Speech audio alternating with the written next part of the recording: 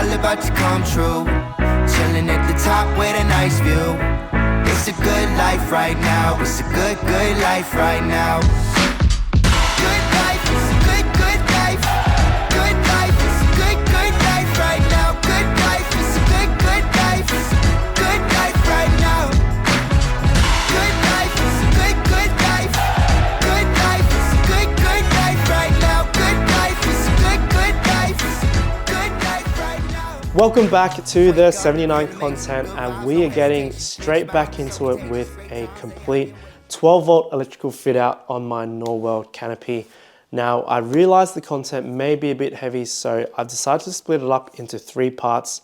Now, in this video, we're gonna have a look at all the preparation I've done up until this point.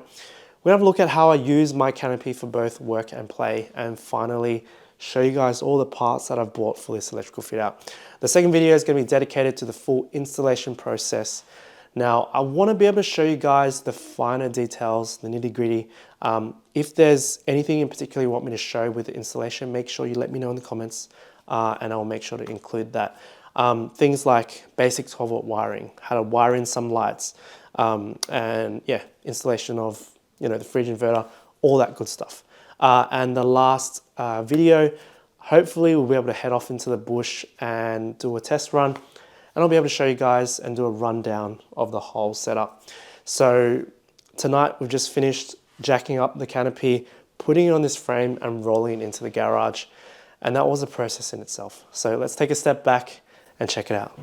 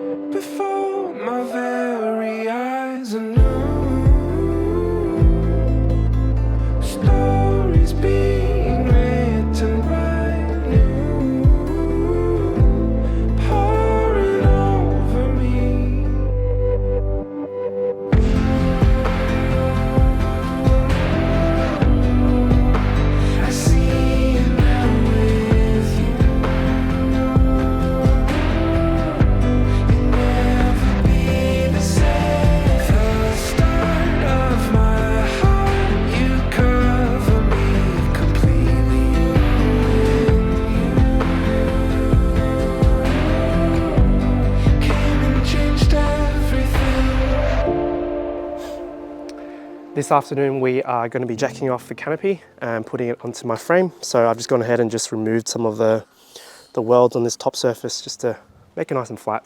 The Canopy should come off pretty easily, just the spare wheel off, the jerry can holder off, and also unbolt it. So there are 6 bolts holding Canopy to the tray.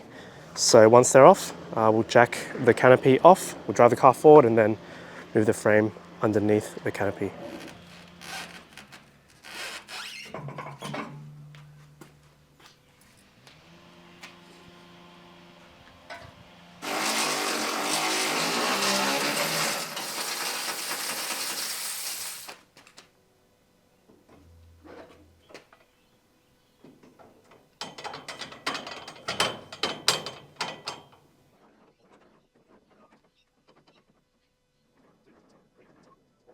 Yeah, it's been a bit sketchy and I've just been taking it really slowly.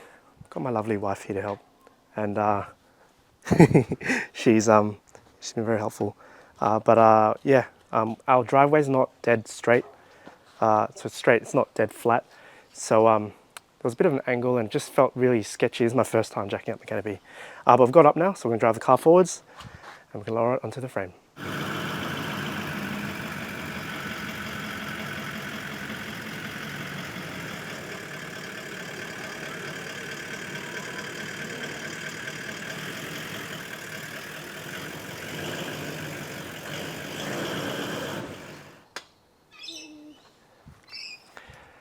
Not gonna lie, this has been a bit of a mission just to get the canopy down onto the frame that I made.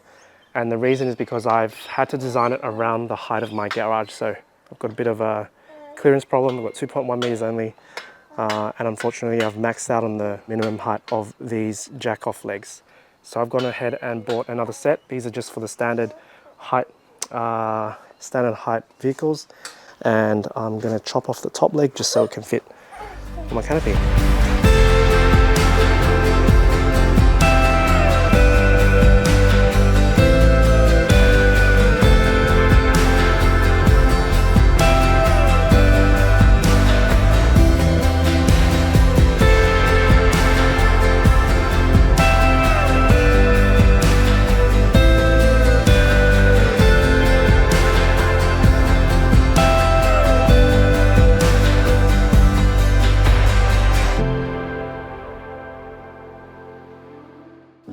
And here we are, this is my blank canvas. And again, this is the Norworld compact, deluxe compact canopy. So compact being that is 1500 long, whereas I think the tray extends to about 1750, 1800.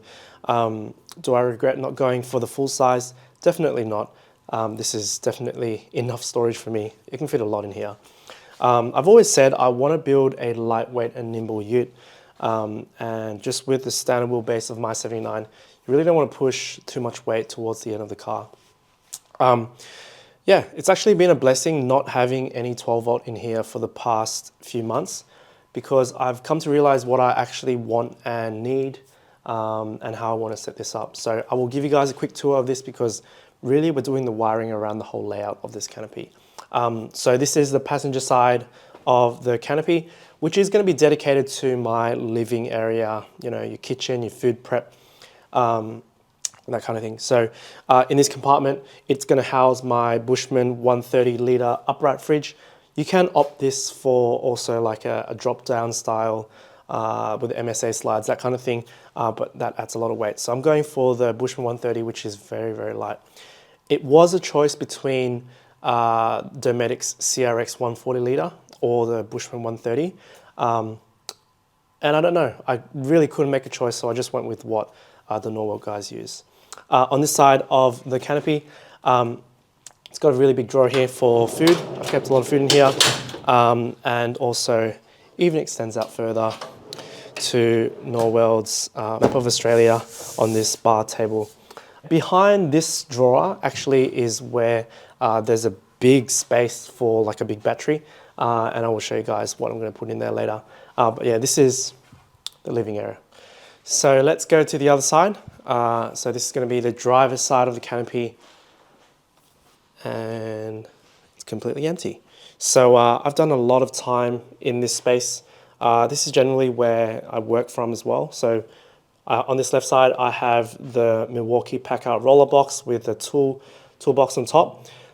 Here I've got my big physio bag and just my general mess. It is a very versatile space. I can literally grab everything out in like a minute and pack for the weekend. So yeah, generally a storage area here, which I want to have some charging. So what do we need this 12 volt setup to do? The first priority is lighting. So I've gone ahead and bought two 1 meter LED strips, one for each door, driver's side and passenger side. Now this is the newer model from Hardcore. It has both an amber light and also a cool white light. And not only that, it also has a dimmer switch now, which is going to be really good to control the amount of light around the canopy. And just so happens, I don't know if this is a coincidence, but Norworld have two holes there, which I assume would you run a dimmer here, and then you better run the light on the frame of the door. Why would you want an amber light? Well, amber lights are actually less attractive to insects like mosquitoes, and it's also nicer on your eyes at night. Now, I don't know if I'm gonna go ahead with this, but I really wanted to run a big floodlight here underneath this wing. I've got the steady 90 watt floodlight in mind. However, I'm not sure if it's gonna look a bit silly because it's gonna be a really bright light. I really like having a floodlight because generally I do tow, and it'd be nice to have, you know, just to light up the whole area. Now this idea started off with wanting a little light for my kitchen. So that's definitely going to be a bit overbearing, and I might have to install a second light here, like a flush mounted, one of those flush mounted city ones which point downwards for like a little kitchen light. I forgot to mention, I'm going to be running a new awning on this Canopy build, the Bushwhacker Extreme Darkness 270 awning. And the only reason why I moved on my previous awning is because the way the Canopy doors are designed, it's going to impinge on the arms of the awning. So huge thanks to Johnny from Bushwhacker for supporting me. This is my second Bushwhacker awning and I absolutely cannot fault their awnings.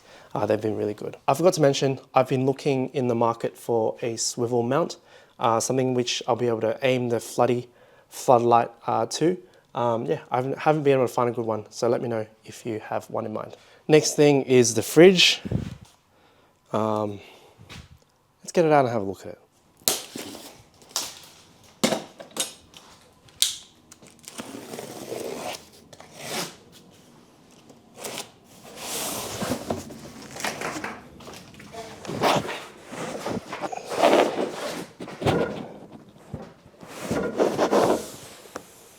This is my new Bushman 130 litre. I've been able to play with this at one of the four-wheel drive shows. So this is the freezer that I've been complaining about. It's really small. Maybe that's enough, I don't know. But yeah, heaps of storage otherwise. And yeah, it's gonna be perfect for this setup. So yeah, I love having that latch at the front. Just makes things a lot easier. So the next thing I want to be able to power is a large inverter. So we're getting into the Redarc gear now, more of the technical stuff. But this is Redarc's 2000 watt inverter. I believe they just literally came out with a new model earlier this week, the RS3. However, I've had a look at those inverters and I don't think it really offers me much more in terms of performance. Pretty much how I chose this, I went with the largest size inverter that I could fit in the space I'm trying to put it in, and which is on the front wall of the Canopy. And also thinking about some of the appliances I'm going to be powering. So I have never cooked with an induction cooktop. It's something that I want to try. We've always used gas in the past, but it's a bit of a hassle. You got to bring a gas cylinder with you. You got to plug lines and that kind of thing. So I think we are kind of on the fence with induction cooking. Having a big inverter like this also allows me to pretty much power any household AC powered device. So yeah, let's unbox it, have a look. This is my new 2000 watt Redarc inverter. Nothing too fancy, it'll get the job done. Another reason why I chose something like this is because it communicates directly with my TVMS system, which I will introduce next. Okay, so I've unboxed everything and I just thought I'd show you everything as a whole because it all works together. I'm going to quickly tell you what it is and then we'll go into why I chose these products. This is the Manager 30 from Redarc. It is their flagship battery management system, they call it, but really it's just a BC-DC charger with a few different functions. This is the TVMS 1280, which they now call the Prime. Redarc recently released the TVMS Rogue, which also does dimmable outputs and physical switches. But that's not the reason why I bought all this gear. I really wanted to have the ability to control everything from a screen. So this came with the kit, and I also bought a second Red Vision display for the other side of the Canopy.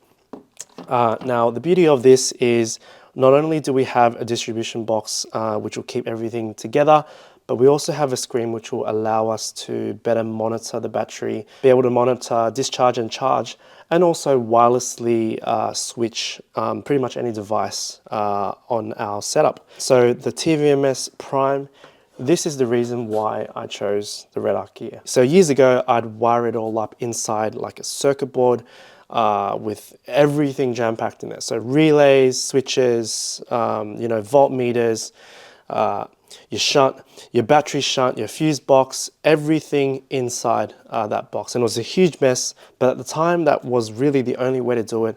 But the beauty of this is everything is inside a compact circuit board, and all you really need to do is wire it from this distribution box to like your lights or whatever. So it's got 5 channels for 10 amps and 5 channels for 30 amps with a maximum output of 80 amps. So yeah, this is really plenty for what I need. Now, the Manager 30, I wanted to come back to that because This is actually a very powerful product. So they promote this as being a 6-in-1 product. So at the core, it's a BC-DC charger, but not only that, it also does it's a solar regulator, it will do your low disconnect, battery isolator. But the real reason I bought this unit is because it actually accepts AC mains power. So for whatever reason that I can't charge the battery in my Canopy, which I'm going lithium, this will allow me to plug it in straight to AC mains just through a standard power cable. So yes, I'm going lithium, and people are going to say that, oh, you need a lithium charger, which you actually don't. But at least now I can do it properly, and I'll be able to top up and keep my lithium battery properly charged. So yeah, that's the whole brains of the kit. Let's move on to the heart of this system. And this is the new battery going into the Canopy. This is a 300 amp hour lithium battery from Voltex. And this particular model is the Premium Plus, which they now brand as Iron Wolf. I'm really not sure what extra features the Premium Plus has. Apparently the internals are a bit better, but yeah, it was about $200 more expensive than the other one. So I paid, I think, $16.50 for this battery. I've had really good experience with Voltex. I'm not sponsored by them in any way. I've got nothing but good things to say about the first Voltex I had, which I really worked hard. I've heard people say that the heart of a 12-volt battery setup should be the solar panel, but I think that's a load of rubbish. The heart of a 12-volt battery setup is the battery. The sun doesn't shine every day, so I don't understand why people are so into solar. If I could offer some advice, get the largest battery that you can afford to get in the space that you intend to put it in. So in my case, it's this Voltex here. I think it's a good budget option, and I'm going to be putting it behind the drawer because there's a spot designed for the battery compartment. You don't get that in many Canopies. So yeah, I have got a lot of parts to fit. I do realize that I've just completely brushed past these parts as if they were nothing, but I will be doing a full informative rundown of the whole setup once it's all working, and it'll make a lot more sense then. So stay tuned for the final video of this series. Now, 12-volt systems are a lot more than just a bunch of off-the-shelf parts put together. There's a lot of time which goes into planning these setups, and also a lot of little bits and pieces which really complete the setup. So the past few months, this is what I've been collecting. Now there is a lot of stuff here you don't think that you normally need, and parts you don't really want to wait around for. So this is a 90-degree cable gland, and I got this from China because I couldn't find one locally that I liked. Now this is going to be going on the front wall of the Canopy. I've just marked it there, and the other end is going to the starter battery. So I've got two of those, bunch of USB charging outlets, some more glands, cable, more cable, split conduit, the right amperage circuit breaker, you know, Anderson contacts, all these little things that you might not think of until you really need it. So I have done a lot of planning in the background, and one of the ways that I've been doing this, it's been really helpful, is Google spreadsheets. So I have tabled all the outputs I'm planning putting in the Canopy, and you know, working out the amp draw so I can order my cable, and also working out where roughly I'm going to run the wiring. I've also been using Photoshop to help me plot out where exactly I'm going to be putting all that gear on the front wall of the Canopy. So there's going to be a lot going on. The beauty of this Canopy is that it comes pre-assembled with these aluminium panels, so they're going to be ready for an electrical fit out. So I guess I don't have to do as much design, and I've been able to draw on some of the great ideas from Norweld and also Pro Touring. These guys do some really nice electrical fit outs. So I've kind of stolen the design and then just tweaked it for my setup. So credit goes to them. They do some really good work. I am going to wrap this up now. In this next video, strap in guys, it's going to be a really good one. We're going to be doing a complete 12-volt fit out video, and I want to show you guys the details where it matters.